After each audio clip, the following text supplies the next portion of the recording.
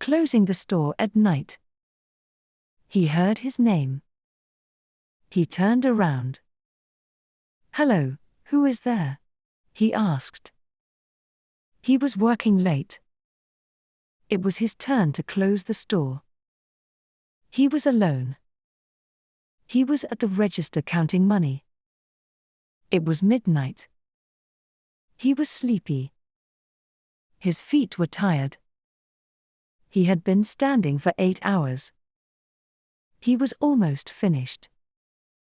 He turned around again. He heard footsteps. He was scared. He put the money down.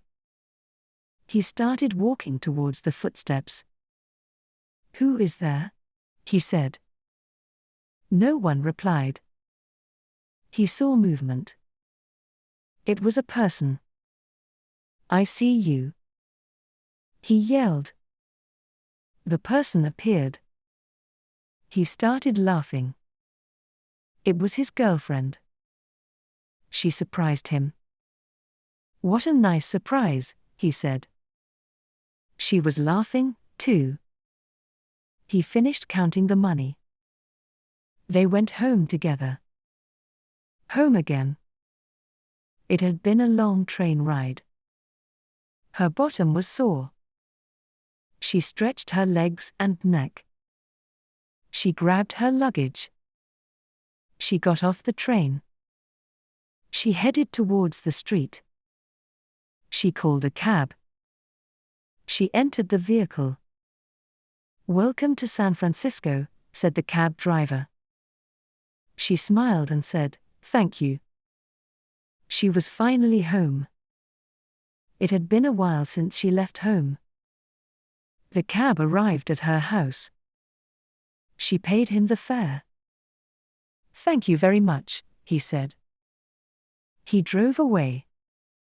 She entered her house. Her house looked pleasant. Nothing had changed. She walked into the living room. Her family awaited her in the living room. They were excited to see her. "Welcome home, Becky," her family yelled. She hugged and greeted everybody. It was nice to be back home. The popular girl at school. She was popular. Everybody at school knew her name. She liked the attention. She was pretty. She had blonde hair. It was long and straight. She wore expensive clothes. She wore classy perfume. She put on pricey makeup. All the other girls were jealous of her. All the guys liked her. She was not interested in being in a relationship with anybody. One day, her parents told her a surprise. They said they were moving. She was devastated. She moved the next week. They drove to Colorado. She went to a new school. She was not popular anymore. Nobody knew her name. Nobody liked her. No one was jealous of her. She was just an ordinary girl now. She was sad at first. She soon felt happy. It was a nice change. It was nice being a regular person. She did not miss being popular anymore. The dog Spike. Spike was a friendly dog. He was obedient. Spike did as he was told. He only barked when threatened. He never bit anybody. Spike liked playing catch. Spike ran after the ball when it was thrown. Spike returned the ball to his owner's hand. Spike had black fur. Spike was abandoned by his previous owner. He was found by a boy. The boy took care of Spike. The boy loved Spike, and Spike loved him back. The boy walked Spike in the afternoons. Strangers loved to pet Spike. Spike liked being a pet. He liked to lick people's hands and faces. Who's a good boy? Strangers said to Spike. Spike would get excited and jump around. Spike was the perfect dog. The boy never thought of abandoning Spike. Spike never ran away. Spike and the boy were friends for the rest of their lives. Learning to roller skate. It was 3 o'clock. She was learning how to roller skate.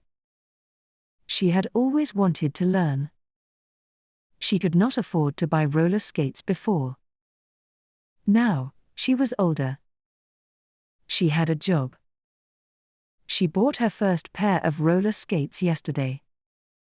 It is never too late to learn anything. She was at the park. She put on protective clothing. She wore a helmet and knee pads. Always safety first, she said to herself. She slipped on her roller skates.